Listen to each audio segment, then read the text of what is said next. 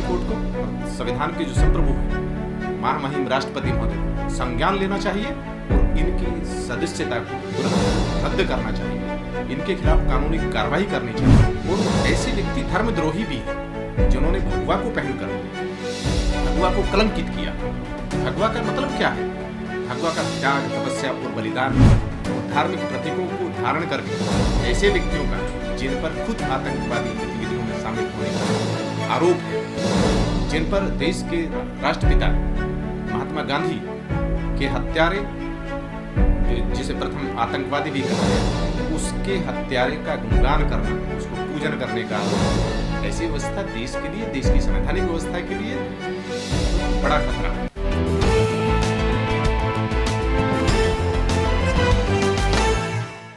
Sir, BJP के सांसद हैं भोपाल से साध्वी प्रज्ञा सिंह ठाकुर। उन्होंने कर्नाटक में बयान दिया कि हिंदू अपने घरों में चाकू छुरे तेज धार करके रखें अपनी बहन बेटी की सुरक्षा के लिए। वो एक साधु ही हैं, उनके बयान को किस तरह से देखते हैं आप? एक सांसद सदस्य को, जो देश की सर्वोच्च विधायिका है या महापंचायत है जहां से विधि का निर्माण होता है और जो संविधान की शपथ लेते हैं, ऐसे किसी सदस्य द्वारा देश की संवैधानिक व्यवस्था के विरुद्ध जन्म जाति या मूल वंश के आधार पर ये बयान देना, इंडिकेट करना और देश की संवैधानिक व्यवस्था को भंग करने वाला एक बयान देना, ये खुद में ये बताता है कि देश की संवैधानिक व्यवस्था पूरी तरह से भंग हो चुकी है, विफल हो चुकी है। इन्हें देश की संवैधानिक व्यवस्था पर या प्रशासनिक व्यवस्था पर, पुलिस व्यवस्था पर या सेना पर कोई भरोसा नहीं है, जो सिर्फ अपने लिए एक धर्म को इशारा करते हुए जो दे रहे हैं कि अपने चाकू छुरे या इनको पहना के रखो। तो ये किस चीज के लिए, किस चीज का संदेश है? तो देश की संवैधानिक व्यवस्था को भंग करने वाला ही तो संदेश है। तो ऐसे व्यक्ति के खिलाफ, जिसने संविधान की शपथ ली है और सार्वजनिक रूप से देशवासियों को धर्म के आधार पर चाकू छुरे तेज कराने का आह्वान कर रहा है, ऐसे उनको संविधान के जो संरक्षक हैं माननीय सुप्रीम कोर्ट को और संविधान के जो संप्रभु हैं महामहिम राष्ट्रपति महोदय को संज्ञान लेना चाहिए और इनकी सदस्यता को तुरंत रद्द करना चाहिए। इनके खिलाफ कानूनी कार्रवाई करनी चाहिए।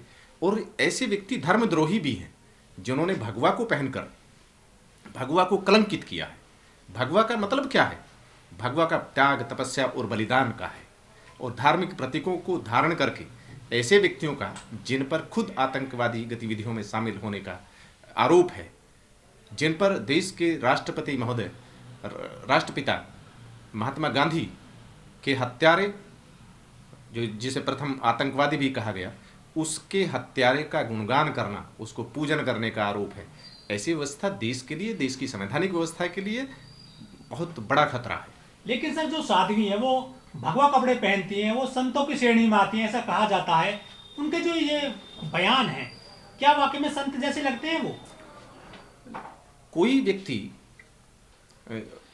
जो साधु संत के या सन्यासी के या भगवा चोले को पहनकर देश की संवैधानिक व्यवस्था के खिलाफ बयान दे, खुलेआम चुनौती दे धर्म के नाम पर कि आप चाकू छुरे तैयार करके रखो, तो देश की संवैधानिक व्यवस्था को विफल करने का प्रयास करे, ऐसा व्यक्ति को साधु संत सन्यासी कैसे कहा जा सकता है? ऐसे व्यक्ति, जो भी व्यक्ति हैं जो भगवा पहनते हैं और धार्मिक प्रतीकों को पहनकर धार्मिक प्रतीकों की आड़ में जो नफरत की राजनीति करते हैं, तो ऐसे व्यक्ति को साधु संत सन्यासी नहीं कहा जा सकता। जैसे कोई बदमाश व्यक्ति होता है, गुंडा व्यक्ति होता है, देशद्रोही या आतंकवादी होता है, वो अगर धार्मिक प्रतीकों में घुस जाए या भगवा को पहनकर कोई नफरत की राजनीति करे या अपराध करे, तो उसमें भेद नहीं करना चाहिए।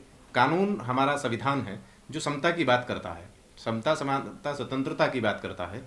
यहाँ किसी धर्म की बात नहीं है, धर्म के प्रतीकों की बात नहीं है। संवैधानिक व्यवस्था के विरुद्ध अगर कोई भी कार्य करता है, चाहे वे संवैधानिक पद पर है चाहे कोई भी है, वो राष्ट्रद्रोही है, वो देशद्रोही है, वो संविधान द्रोही है।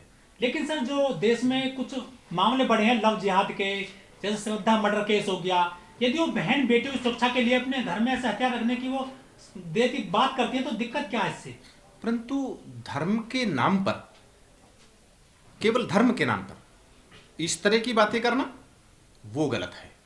हमारा जो कानून है वो प्राइवेट डिफेंस की बात करता है। प्राइवेट डिफेंस, आत्मरक्षा के लिए आदमी कुछ भी कर सकता है। अपने जीवन की और संपत्ति की रक्षा के लिए उसको आत्मरक्षा का अधिकार है। परंतु एक साधु संत सन्यासी के भेष में, और वो भी संविधान की शपथ लेने वाला, जो देश की जो सर्वोच्च संसद है, विधायिका है, उसका एक सदस्य जिसने संविधान की शपथ ली हो और केवल धर्म को इंगित करते हुए ऐसी बात करे, तो ये संविधान द्रोह है। ऐसी बात करने वाले को कोई भी है जो जाति, धर्म, मूल वंश या के आधार पर भेदभावपूर्ण, विषमता की बातें, भेदभाव, नफरत की बातें करें, उनके खिलाफ कानूनी कार्रवाई होनी चाहिए। 2019 में साध्वी ने संसद में कहा था कि गोडसे देशभक्त हैं। तो गोडसे अगर देशभक्त हैं तो महात्मा गांधी कौन थे? गोडसे का देश की आजादी में या देश की संवैधानिक या विधि व्यवस्था में क्या योगदान है? एक तरफ महात्मा गांधी को राष्ट्रपिता कहकर उनका पूजन करना, और दूसरी तरफ महात्मा गांधी के हत्यारे नाथूराम गोडसे को, जिसने एक मतलब छद्म भेष में राष्ट्रपिता महात्मा गांधी की हत्या की और अपने साथ वो के धर्म ग्रंथ के को लेकर वहाँ पर उन चीज़ों को बिठाया और देश में सांप्रदायिकता की आग को झोंकने का कार्य किया, तो ऐसे व्यक्ति का गुणगान करना क्या सही है? किसको संदेश देना चाहते हैं? लेकिन 2008 में जो मालेगांव में ब्लास्ट हुए थे उसमें भी आरोपी हैं, यूएपीए लगा, मकोका लगा इन पे। तो जिन पर आरोप लगे और उसमें सजा, जेल भी रही हैं, काफ़ी दिन तक रही हैं, माननीय न्यायालय में वो केस है, इस पर हम नहीं जाना चाहते। परंतु जो साधु संत सन्यासी के भेष में रहकर और देश के राष्ट्र को एकीकरण के लिए, देश को आज़ादी करने के लिए जिन्होंने अपना सर्वोच्च बलिदान कर दिया, उनके हत्यारे को देशभक्त कहना और उनका पूजन करना, ये अपने आप में ही शर्मिंदगी की बात है। ऐसे व्यक्ति को अपनी पार्टी में रखना वो ही एक शर्मनाक है। लेकिन मोदी जी ने कहा था खुद कि मैं इनको मन से माफ नहीं करूंगा। मोदी जी ने राष्ट्रपिता महात्मा गांधी जी के पर बार बार पुष्पांजलि की है, देश की संवैधानिक व्यवस्था की बात की है, परंतु देशद्रोहियों को, राष्ट्रद्रोहियों को, संविधान द्रोहियों के विरुद्ध कानूनी कार्रवाई करने की ही बात की है।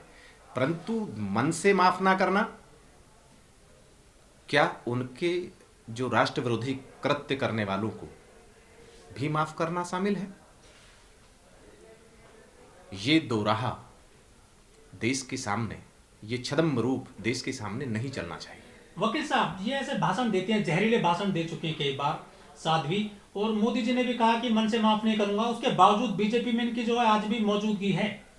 कोई भी व्यक्ति जो देश की संवैधानिक व्यवस्था के विरुद्ध कार्य करता है, देश की संवैधानिक व्यवस्था को भंग करने के कार्य करता है, सार्वजनिक रूप से उनके लिए एक उद्घोषणा करता है, तो ऐसा व्यक्ति संविधान द्रोही है। उससे मन से माफ कर देना और उन पर कोई संवैधानिक कार्रवाई ना करना, कानूनी कार्रवाई ना करना, तो ऐसा नहीं। संविधान के विरुद्ध सब बराबर हैं।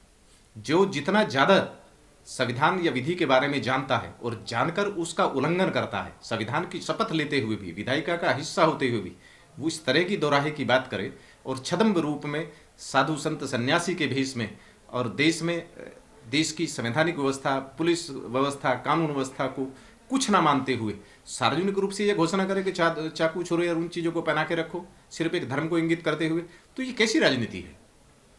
आजम खां कोई बयान देते हैं, पुराने बयान को उठा करके यूपी सरकार उन पे केस चलाती है, उनका जो है 3 साल की सजा हो जाती है, वोट देने का अधिकार छीन लिया जाता है, लेकिन शादी पे कार्रवाई नहीं करी सरकार और कोर्ट।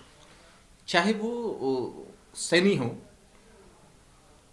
चाहे रामपुर से आजम खां जी हो, चाहे कोई और भी हो, अगर कोई भी ऐसा विधि व्यवस्था को चुनौती देने वाला, संवैधानिक व्यवस्था को चुनौती देने वाला, नफरत की राजनीति करने वाला कोई भी है, उसकी राजनीति खत्म होनी चाहिए। ऐसे व्यक्ति जो राजनीतिक हित के लिए संवैधानिक व्यवस्था को चुनौती देते हैं, भंग करते हैं, उनका राजनीति में कोई काम नहीं। ऐसे राजनीतिक शैतान हैं, नफरत के शैतान हैं, जिनकी संवैधानिक व्यवस्था में या देश के लिए कोई उपयोगिता नहीं है। लेकिन सर बीजेपी में बहुत सारे नेता ऐसे जो कहते थे कि गोली मारो, करंट दीजिए, और अब इन्होंने कह दिया कि चाकू छुरे पहना के रखो। आखिर ये बीजेपी में फैक्ट्री खुली हुई है जहरीले भाषण देने वाले नेताओं की, इन पे कार्रवाई क्यों नहीं करती बीजेपी? हर व्यक्ति को देश में, देश की संवैधानिक व्यवस्था में एक विधिक व्यक्ति माना गया है, और कोई भी विधि का अगर उल्लंघन करता है तो उस पर कानूनी कार्रवाई सुनिश्चित होनी चाहिए। जो देश की राजनीति है या राजनीतिक दल हैं, वो संवैधानिक व्यवस्था का एक हिस्सा बन गया है।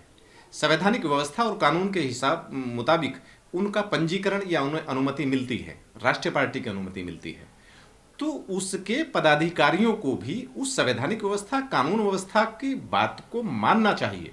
जो संवैधानिक व्यवस्था और कानून व्यवस्था के तहत जिन पार्टियों का पंजीकरण हुआ है, जिन्हें राष्ट्रीय दर्जा मिला है, उनके पदाधिकारियों को भी उसका पालन करना चाहिए। जब एक व्यक्ति विधिक व्यक्ति है और उस पर देश की विधि और संविधान लागू होते हैं, तो ऐसा चाहे वो किसी भी राजनीतिक पार्टी का सदस्य हो, राष्ट्रीय पार्टी का सदस्य हो, सत्तारूढ़ पार्टी का सदस्य हो, तो उसे देश की विधि व्यवस्था या संवैधानिक व्यवस्था को भंग करने की, नफरत की बात करके राजनीतिक हित साधने की अनुमति नहीं मिलनी चाहिए। कोई भी व्यक्ति जो राजनीतिक लाभ के लिए जन्म, जाति, धर्म या मूल वंश के आधार पर नफरत की बात करता है, उनके विरुद्ध संविधान द्रोह, देशद्रोह या राष्ट्रद्रोह की कानूनी कार्रवाई होनी चाहिए। संविधान सर्वोच्च है, संविधान से ऊपर कोई नहीं है। विधि के समक्ष समता और समानता का जो सिद्धांत है वो लागू होना चाहिए। देश के संविधान के जो संरक्षक माननीय सुप्रीम कोर्ट को और संविधान के संप्रभु महामहिम राष्ट्रपति महोदय को ऐसे व्यक्तियों पर देश की एकता और अखंडता को अक्षुण्ण रखने के लिए कानूनी कार्रवाई सुनिश्चित करना चाहिए। इस वीडियो में कही गई सभी बातें वक्ता की अपनी राय है, जिसकी पुष्टि हम या हमारा चैनल नेशन टाइम नहीं करता।